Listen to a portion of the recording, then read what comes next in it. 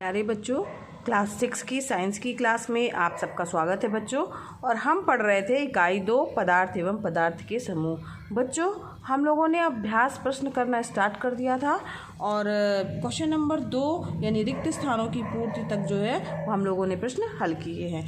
आज हमें बच्चों स्टार्ट करना है क्वेश्चन नंबर 3 से। आइए देखते हैं प्रश्न नंबर 3 क्या है। बच्चों, पहला तीसरा जो है इसके कई पार्ट दिए हुए हैं, क ख ग घ। ठीक है, इसमें जो है लिखा है अधोलिखित प्रश्न के संक्षिप्त उत्तर अपनी उत्तर पुस्तिका में लिखिए। अपनी कॉपी में आपको इसके सारे सबके आंसर लिखने हैं। तो इसका पहला प्रश्न है पदार्थ की 3 अवस्थाओं के नाम लिखिए। तो बच्चों, आप लोगों ने पढ़ा था, इसके पहले वाले वीडियोस में हम लोग पढ़ चुके हैं कि पदार्थ की कितनी अवस्थाएं होती हैं। तो पदार्थ की 3 अवस्थाएं होती हैं। कौन कौन सी होती हैं बच्चों? ठोस, द्रव और गैस। तो इसका उत्तर यही लिखना है। लिखेंगे बच्चों पदार्थ की 3 अवस्थाएं।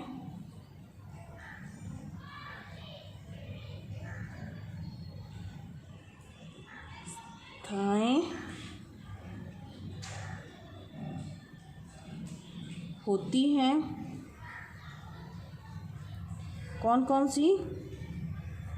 पहला ठोस, ठीक है, दूसरा द्रव और तीसरा गैस।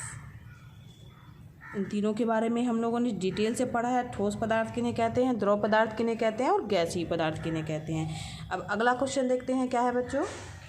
अगला क्वेश्चन है पदार्थ की उस अवस्था का नाम लिखिए जिसमें पदार्थ का आयतन और आकृति दोनों निश्चित होते हैं। यानी पदार्थ का आयतन भी निश्चित रहेगा और उसकी आकृति भी निश्चित होगी। तो आप बताइए कौन सी अवस्था ऐसी है जिसमें आयतन और आकृति दोनों निश्चित रहते हैं। तो बच्चों, वह अवस्था है ठोस अवस्था। ठोस अवस्था जो है या ठोस पदार्थ की आकृति और आयतन दोनों ही निश्चित होते हैं। यही आपको उत्तर में लिखना है। तो बच्चों, आप उत्तर लिखिएगा पदार्थ की उस अवस्था का नाम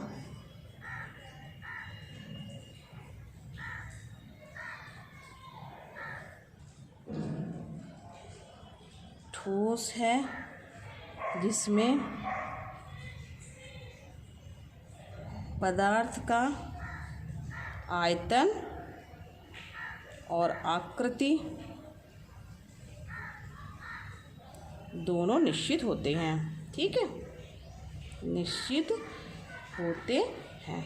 ठीक है, तो बच्चों यहाँ पे ध्यान दीजिए, मैंने यहाँ पे प्रश्नों को लिखने के लिए रेड कलर का प्रयोग किया है और उत्तर लिखने के लिए ब्लैक कलर का प्रयोग किया है। लेकिन आपको ऐसा नहीं करना है। आपको अपनी फेयर कॉपी में प्रश्नों को ब्लैक कलर से लिखना है और जो उसके उत्तर हैं उनको नीले कलर से लिखना है। आप चाहें तो प्रश्न और उत्तर दोनों को नीले कलर से लिख सकते हैं, लेकिन आप प्रश्नों को ब्लैक कलर से और उत्तर नीले कलर से लिखेंगे तो और अच्छा दिखेगा। लेकिन रेड कलर का प्रयोग आपको नहीं करना है। ठीक है, ध्यान दीजिएगा बच्चों इस चीज़ का विशेष। आगे बढ़ते हैं। क्वेश्चन नंबर 3 क्या है? तीसरा है बच्चों पदार्थों के वर्गीकरण से क्या तात्पर्य है। तो पदार्थों का वर्गीकरण क्या कहलाता है?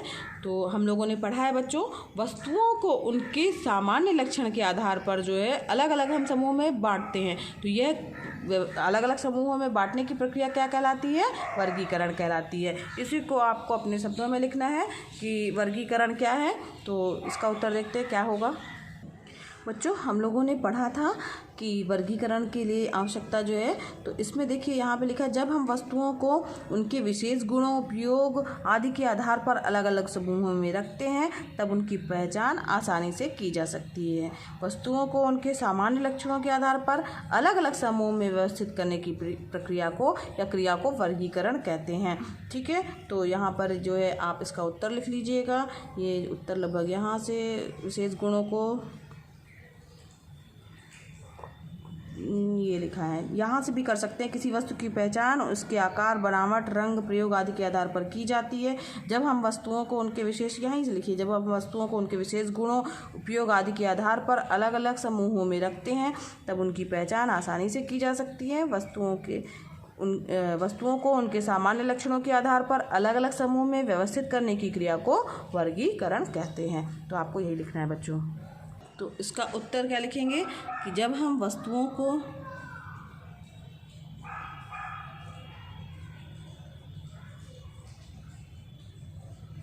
उनके विशेष गुणों, उपयोग आदि के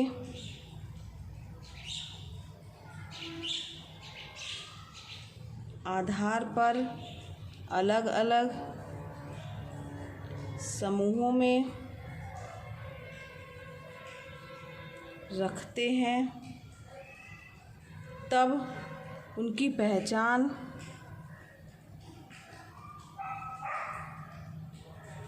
आसानी से की जा सकती है। ठीक है, तो वस्तुओं को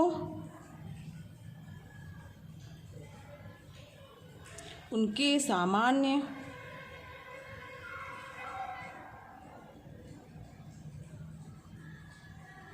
लक्षणों के आधार पर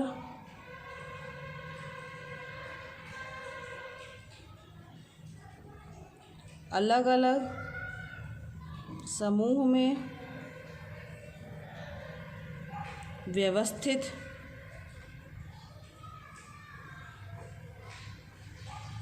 करने की क्रिया को वर्गीकरण कहते हैं।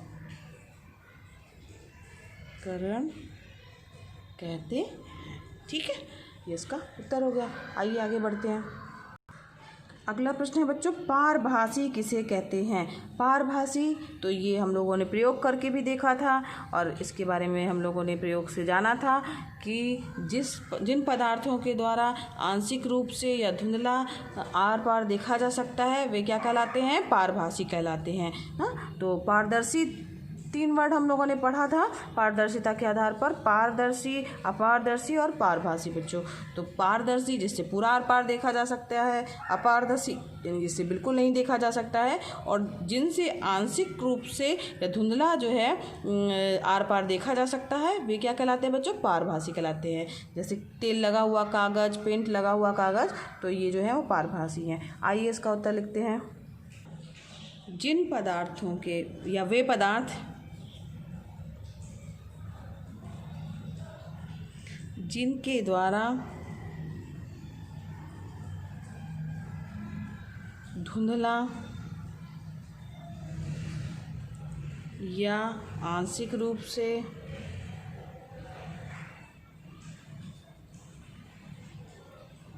आर पार देखा जा सकता है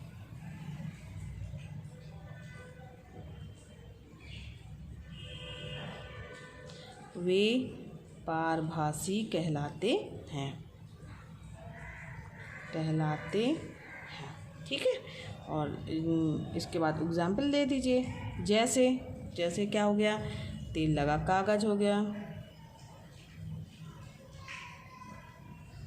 और क्या? पेंट लगा कांच हो गया, कांच आदि। ठीक है, ये आपका उत्तर हो गया। तो ये क्या हो गए? पारभासी। अब अगला प्रश्न देखते हैं बच्चों। अगला है प्रश्न, कारण बताइए। ठीक है, का है द्रव पदार्थों की आकृति निश्चित नहीं होती है। तो इसमें कारण बताना मतलब ये पूछा गया है कि द्रव पदार्थों की जो आकृति है वो निश्चित क्यों नहीं होती है। तो ये हम लोगों ने पढ़ा था बच्चों, द्रव पदार्थों के बारे में बच्चों हम लोगों ने पढ़ा था। तो ठोस पदार्थ की तुलना में द्रव के जो अणु होते हैं वो एक दूसरे से दूर दूर होते हैं। इनमें आपसी आकर्षण बल जो है वो ठोस की तुलना में कम होता है, जो इन्हें एक साथ बांधे रखता है। ठीक है, इसी कारण द्रव पदार्थों की आकृति निश्चित नहीं होती है, किंतु इनके कणों का एक सीमा में बंधे होने के कारण इनका आयतन निश्चित रहता है। तो ये इसका उत्तर जो है वो यहाँ से लेकर के यहाँ तक है। ठीक, आप इसका चित्र भी बनाना चाहें तो बना सकते हैं द्रव के कणों का। ये द्रव के कणों का चित्र है। ठीक, तो इसका चित्र भी बना दीजिएगा, और ये द्रव का जो है ये रीजन जो है वो आप लिख दीजिएगा। ठीक है, ये जो है इसका उत्तर है, यही उत्तर आपको लिखना है बच्चों। यही लिखना है, ठोस पदार्थों की तुलना में द्रव के अणु दूर दूर होते हैं,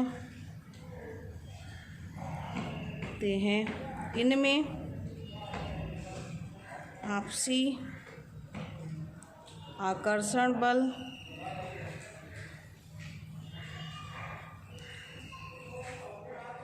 भी ठोस की अपेक्षा कम होता है। इसी कारण द्रव पदार्थों की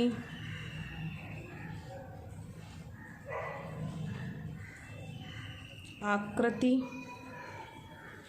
निश्चित नहीं होती, निश्चित नहीं होती है, किंतु इनके कणों का एक सीमा में बंधे रहने के कारण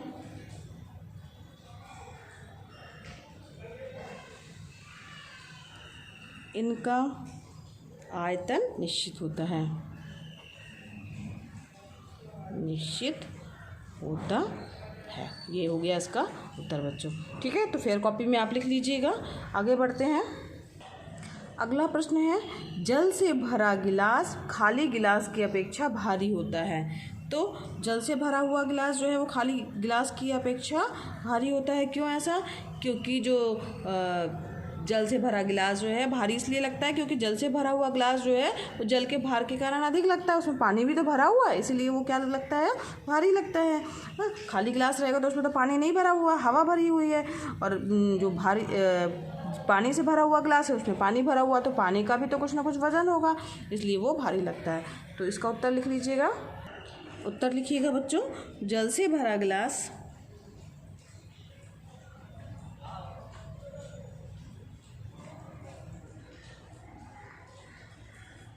खाली गिलास की अपेक्षा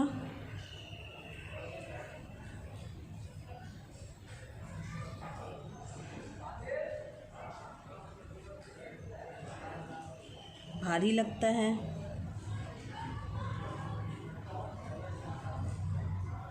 क्योंकि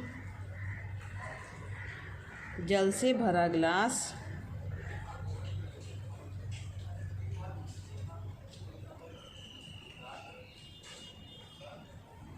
जल के भार के कारण जल के भार के कारण भारी हो जाता है। इसमें पानी या जल का भी वजन बढ़ जाता है। ठीक है, ये आप इसका उत्तर हो गया। अब अगला देखते हैं बच्चों। तो इसमें जो है कोई सा प्रयोग बताना है जिससे स्पष्ट हो कि पदार्थ जो है वो क्या करता है? स्थान घेरता है। तो इसके लिए बच्चों अब हम क्या कर सकते हैं? आप कुछ भी वैसे बता सकते हैं। जैसे मान लीजिए हमने किसी मेज पर, ठीक है, मेज पर कोई भी पुस्तक रख दी, डिब्बा रख दिया, ईंट रख दी, डस्टर रख दिया, कुछ भी रखा, आदि को अलग अलग रखे, तो हम देखते हैं कि ये सभी वस्तुएं स्थान घेरती हैं, यानी कोई ना कोई उसकी जगह होगी। जैसे मान लीजिए यहाँ पर हमारी मेज है, ये मान लीजिए आपकी मेज है, ठीक है। अगर हमने यहाँ पर एक पुस्तक रखी, ठीक है, ये तो ये इतना स्थान कुछ ना कुछ घेरेगी, ठीक। डस्टर रखा, ईंट रखा, कुछ भी रखा तो वो उतनी जगह को घेरेगी। इसका क्या मतलब हुआ कि जो है इससे क्या स्पष्ट हुआ कि पदार्थ जो है वो स्थान जरूर से घेरता है, ये सभी वस्तुएं स्थान घेरती हैं। आगे देखते हैं बच्चों। अगला क्वेश्चन है, किसी पदार्थ को ठोस अवस्था से द्रव अवस्था तथा द्रव अवस्था से ठोस अवस्था में कैसे बदला जा सकता है। इसका हमें क्या करना है? जो एक प्रयोग बताना है कि किस तरीके से हम इसको बदल सकते हैं। तो यहाँ ध्यान दीजिए बच्चों, यहाँ पर हम कोई ठोस अवस्था वाली पदार्थ का उदाहरण लेंगे जिनको हम द्रव अवस्था में बदले और द्रव को ठोस में। तो देखिए हम कुछ भी ले सकते हैं। अगर हम पानी का एग्जाम्पल लेके चलते हैं, तो अगर हम पानी की बर्फ़ लेके चलते हैं बच्चों और उसे हम थोड़ा गर्म करते हैं तो वो क्या हो जाता है? द्रव अवस्था में आ जाती है। और उस द्रव को फिर से हम अगर फ्रीजर में जमने के लिए रख देते हैं, ठंडा होने के लिए रख देते हैं, तो वह पुनः कैसी अवस्था में आ जाएगी? ठोस अवस्था में आ जाएगी, ठीक है। तो समझ में आ गया। इसके अलावा बच्चों और भी एग्जाम्पल हो सकते हैं, जैसे कि मान लीजिए हमने मोम लिया। मोम जो है, आप मोमबत्ती देखी होगी ना आप लोगों ने, तो मोम कैसी होती है? मोम तो ठोस अवस्था में होती है। अब जब हम उसको पिघलाते हैं, अगर मान लीजिए उसको गर्म कर दिया जाए तो वो लिक्विड फॉर्म में आ जाती है ना, और उसके बाद फिर वो अगर उसको छोड़ दिया जाए तो वो पुनः ठोस अवस्था में बदल जाती है। तो इसी का आंसर जो है आपको इसमें लिखना है। तो आइए देखते हैं क्या लिखेंगे। इसका उत्तर बच्चों ऐसे लिखेंगे, हम ठोस पदार्थ जैसे बर्फ़ या मोम लेते हैं, उसे गर्म करते हैं तो वह ठोस अवस्था से द्रव अवस्था में बदल जाता है। पुनः ठंडा करते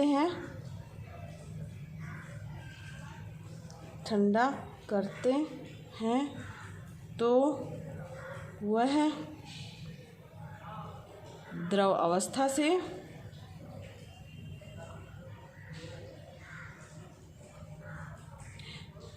ठोस अवस्था में बदल जाता है। ठीक है, ये इसका आंसर हो गया। आगे देखते हैं बच्चों। अगला प्रश्न है, ठोस, द्रव और गैस में अंतर उदाहरण सहित स्पष्ट कीजिए। तो हमें ठोस, द्रव और गैस में अंतर लिखना है और एग्जाम्पल भी देते हुए स्पष्ट करना है। बच्चों, ठोस, द्रव और गैस का जो हमें अंतर लिखना है, तो इसके लिए आप इस तरह से एक टेबल बना लीजिएगा। एक तरफ ठोस, एक तरफ द्रव और एक तरफ गैस लिख लीजिएगा। ठीक है, तो अब इसमें ठोस, द्रव, गैस में अंतर होता क्या है? तो ठोस पदार्थों का आकार व आयतन बच्चों दोनों ही निश्चित होता है ना, आकार भी निश्चित होता है और आयतन भी उनका निश्चित होता है।